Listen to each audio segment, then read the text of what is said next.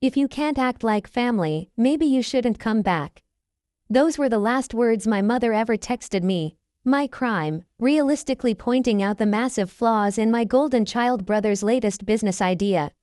They threw my childhood dreams in the trash, told me I was too delicate for success, and banned me from the family mansion. But exactly 1 year later, they were standing outside the hottest new architectural masterpiece in the city center, begging a hostess to let them in. They didn't realize that the name glowing on the building belonged to me. My name is Mia. The grand opening of the atrium by Mia was in full swing. The place shimmered under the amber light, with every glass panel reflecting the city's vibrant energy.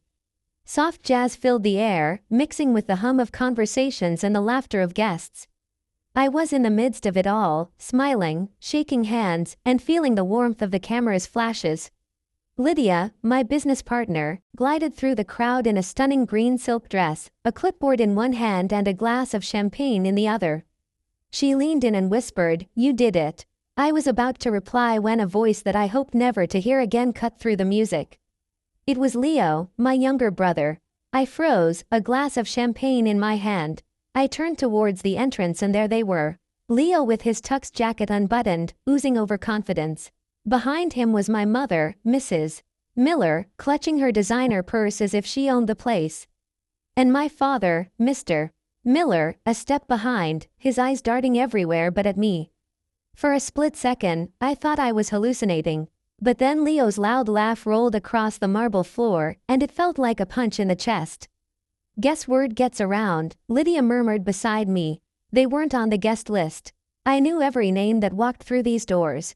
At the front desk, the hostess smiled politely. "I'm sorry, sir. There's no reservation under Miller." Leo frowned. "Check again. It's our family name on the building, isn't it?" Mom stepped forward, her tone dripping with superiority. "We were told this was a private family event." "I'm Mrs. Miller." The hostess hesitated and then looked towards me. I set my glass down and walked across the floor. With each click of my heels, the chatter around us dimmed. "Good evening," I said softly. Mom turned, and for a brief moment, confusion crossed her face, as if she didn't recognize me in my own space. Then came the disapproving look, the judgment, the same old script. "Mia," Leo smirked. "So this is your little project. Cute. I thought you'd be designing something small scale, like a boutique or something." I met his eyes. It used to be small, but then I stopped listening to people with small minds. His fake smile faltered. "We'll take a table," he said quickly. "We're family after all." I nodded to the hostess. "Take them to the public lounge downstairs. Walk-ins only." Leo blinked, clearly thrown off. Mom's voice sharpened. "We're your family, Mia." I held her gaze steadily. "You told me not to come back. I just kept my promise." The silence that followed was thick, and even the pianist hesitated mid-note. Leo's jaw tightened. "You think this makes you better than us?" I stepped closer until my reflection filled his eyes. "No," I said quietly. "It just means I finally stopped needing you." Then I turned to the hostess. "If they stay, make sure they pay for their drinks." Their faces froze in shock, disbelief, and humiliation. All the feelings they'd once made me experience. I walked away before any of them could speak, and the click of my heels blended into the music. Lydia met me halfway across the room. "They came uninvited," she whispered. "Exactly," I said. "Just like always." As the music faded and the crowd thinned, the atrium was bathed in a soft half-light. I slipped away to the upper terrace, holding my heels in one hand and a glass of champagne in the other.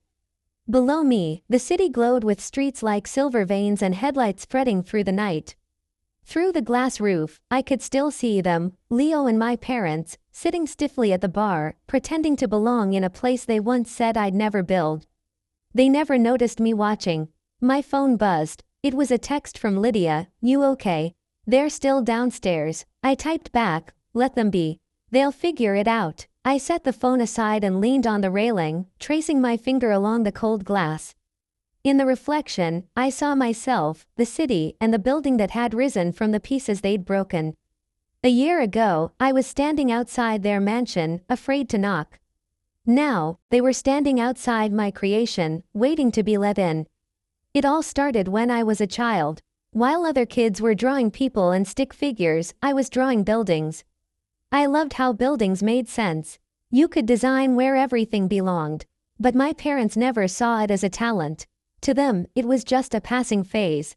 My family was wealthy. My father was a successful businessman and my mother was a socialite.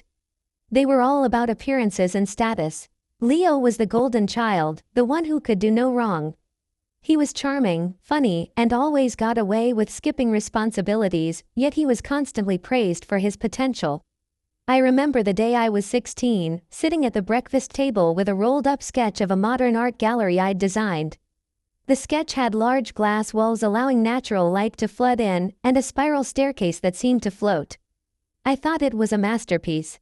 I pushed the drawing towards my parents and said, "I think I could actually build this someday." My father barely looked up from his financial report. Mom gave me that condescending smile. "Sweetheart, that's very ambitious.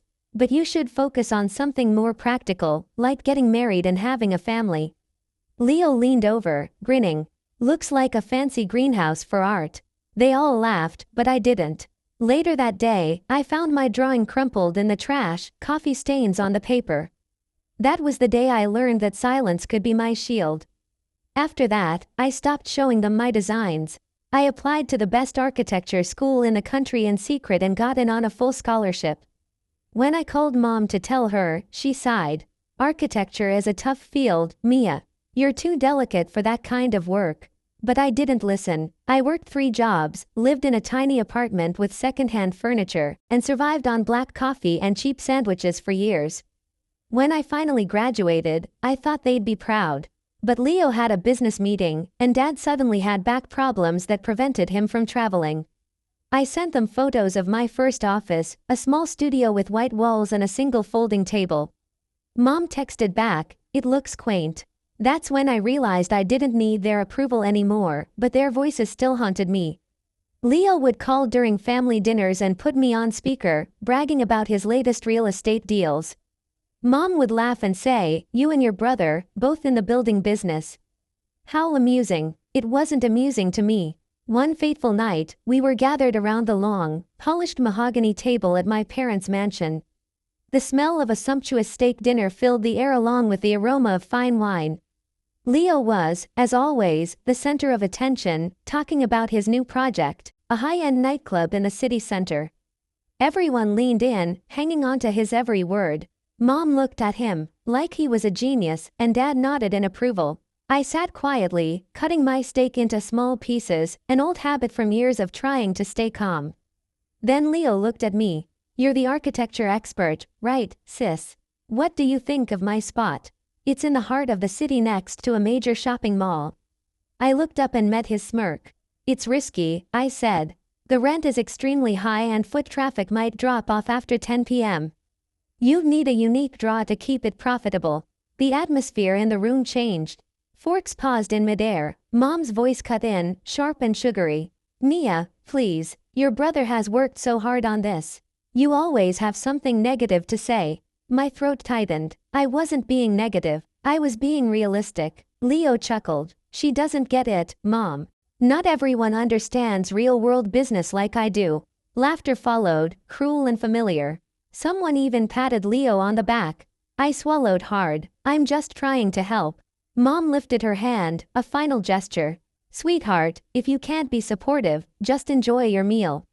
The conversation moved on without me. Leo kept talking about his non-existent investors, and Dad kept nodding. I sat there feeling small again, like that 16-year-old girl whose dream had been thrown in the trash. When I finally pushed back my chair, the sound of the legs scraping against the floor was loud and raw. Everyone looked up. "You know what?" I said. "Maybe you're right. Maybe I really don't belong here." Leo smirked. "Finally, you're getting it."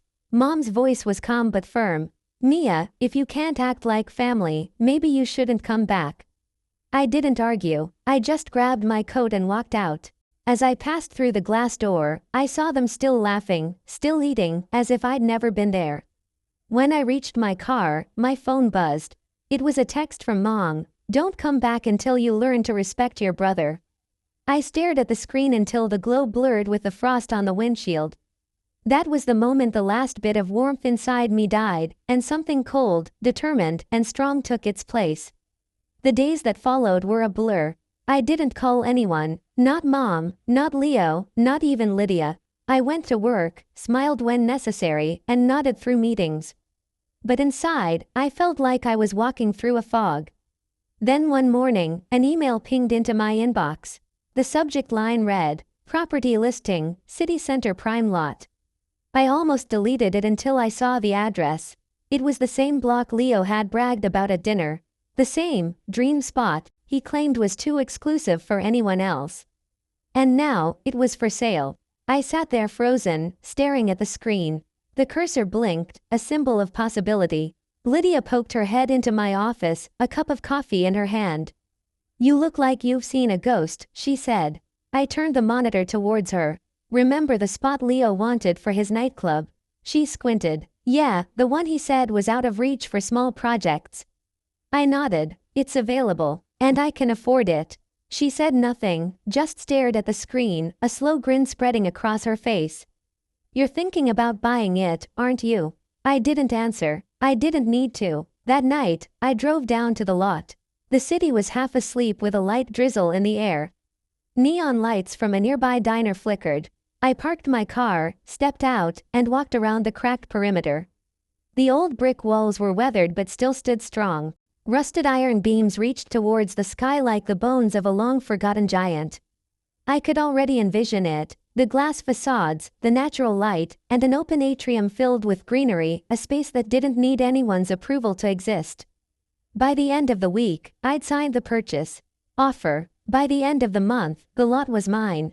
Construction started slowly at first, then picked up speed. Mornings before dawn, I'd watch the steel rise against the city skyline.